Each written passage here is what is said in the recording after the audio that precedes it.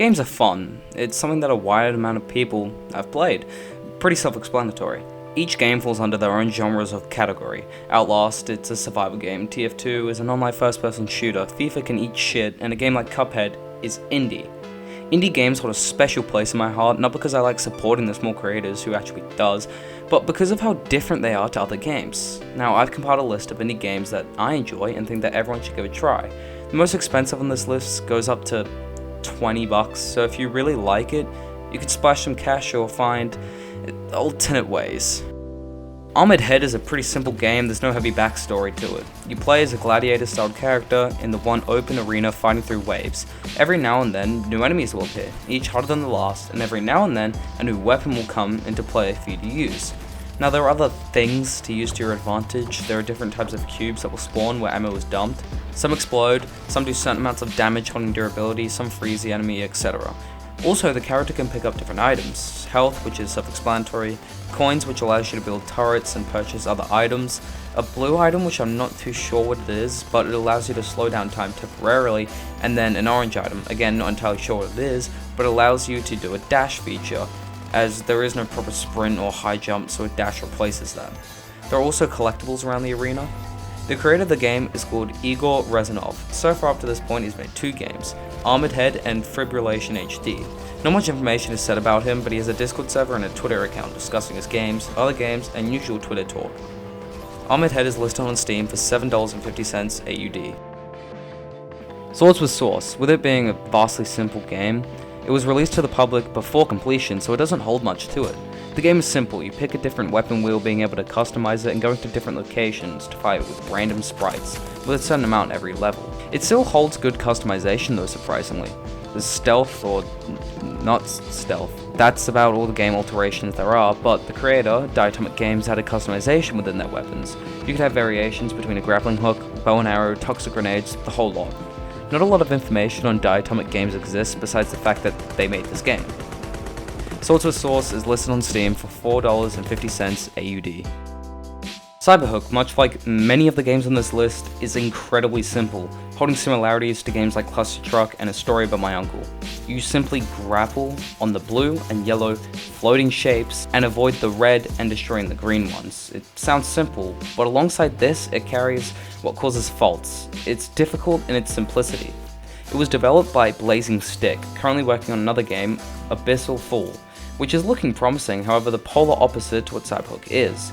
It's hard finding any information on the developers Blazing Stick, but their publisher Graffiti Games holds more information, with them being more prominent, publishing many more games.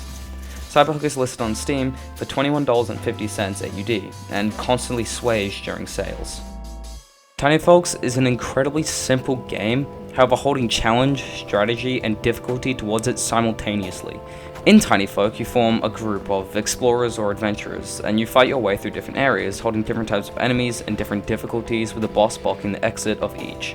You can upgrade a handful of buildings, allowing you to train your people, whether you want a warrior, thief, archer, mage, wizard, tank, etc. The combinations of these buildings allow very specific people to bring with you on your party. It's a simple concept, but holds a level of strategy to it. The developer of the game, Pierre Vendemason, has only one of his games published on Steam. He has an itch.io page housing 13 titles, all in similar design and being free to play, and less than an hour in length. Tiny Folks is listed on Steam for $5.99 AUD. Post Void has to be one of my favorite games, not only on this list, but that I've ever played. The best way to describe it is simply Doom on acid.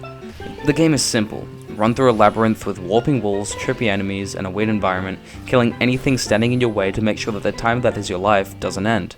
The timer is a vial in the form of a head in one hand, whilst a weapon is in the other. You start with a pistol with the ability to unlock other weapons such as an Uzi, a shotgun, or a knife. Every time you beat a level, you get the ability to choose an ability, a power that makes you harder to kill, tougher, and more powerful. Whether that is a bigger magazine, bigger health pool, one of the different weapons, a compass, slower enemy bullets, exploding bullets, the ability to walk faster backwards, and many others.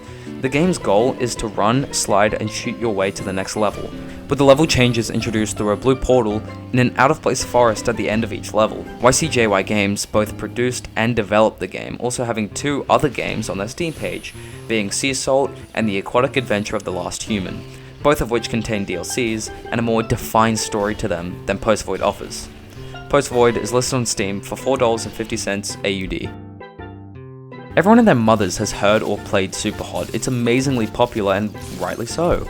It's almost weird to think of it as indie, but that's exactly what it is. In case you haven't heard of Superhot, it's a game where you kill red people and time moves when you move. That's the simple idea, however it holds a strong plot and lore towards it, something that is better experienced rather than told. It was developed and published by Superhot Team, who has also developed Superhot VR and Superhot Mind Control Delete, and published alongside other publishers on a handful of different games. Superhot is listed on Steam for $39.95 AUD, however varies drastically during sales. Hotline Miami is a rage-inducing yet simple top-down shooter with a reminiscent arcade style to it. The game revolves around a masked murderer eliminating the Russian mob presence in Miami.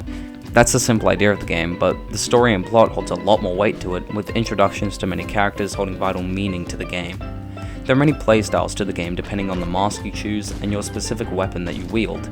Each mask holds different attributes to them, having lethal punches being faster than usual, finding more guns, having dogs on attack, and doors slamming harder. Each mask has very different and specific styles to them, and same with weapons, with blunt and sharp melee weapons, ranged weapons like pump shotguns, double barrel shotguns, assault rifles, Uzis, revolvers, and more, with the second game holding a lot more alterations with its weapons. The way you want to play the game is entirely up to you, and adapting is needed to survive. It was developed by Denaton Games and published by Devolver Digital.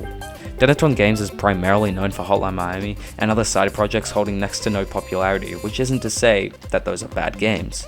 But Devolver Digital is known for their ties to Hotline Miami and published a handful of many other games, many of which are very popular and quite well known. Hotline Miami is listed on Steam for $14.50 AUD. If you saw my last video, you'd understand my love and respect for the Outlast series. Outlast is a simple horror game putting you in the shoes of someone who has no combat experience and can only run or hide, an alternate to other horror games of people having experience in forms of defending themselves. Outlast plays on fear and not in a cheap way, eliminating the fight factor and running off the idea of flight. The game is you, a journalist, investigating an abandoned asylum. After you find your way in, it follows your character running for their life and discovering information that is soul-crushing and people that are broken beyond repair. It was developed and published by Red Barrels, which prioritized their Outlast series, not making other games and making sure that their series lives up to the reputation that has been built around it. A horror game known to many and a playable art piece of sorts. Outlast is listed on Steam for $28.95 AUD, dropping drastically during the sales. Cuphead is a monumental game. Some dislike it due to the fandom built around it, however it is a game held above many. It's a simple run and gun and boss fighting strategy / platformer game. It's simple, you are either a cup or a mug with finger guns and you fight through 3 different islands against various different bosses and running gun sections to then fight the devil and free the island. It sounds easy and simple, but it is a game that is rage-inducing and awfully good. It was developed and published by Studio MDHR Entertainment Incorporated, being a small team dumping time, effort, and money into this project and prioritizing in Cuphead, with their only games being Cuphead and its DLC. Cuphead is listed on Steam for $28.95 AUD. And that's it. 9 indie games that hold near and dear to my heart, simply due to how good they are for the budget, time, work, and commitment put into it, with people who have passions and don't just care about the income but the output of their work. Indie games primarily show the idea of quality over quantity, and that's why they do so well and why they are loved. Now, I realize it's been a hot minute since I've uploaded, and that's simply due to the fact that there's been a lot going on, and me contemplating actually making a video. Hopefully next year you'll see more from me and a bunch of different content, so stay tuned, and it would mean a great deal if you liked or subscribed. Literally any interaction with my channel and my videos means a great deal to me. And with that, it's it. See ya, fuckers.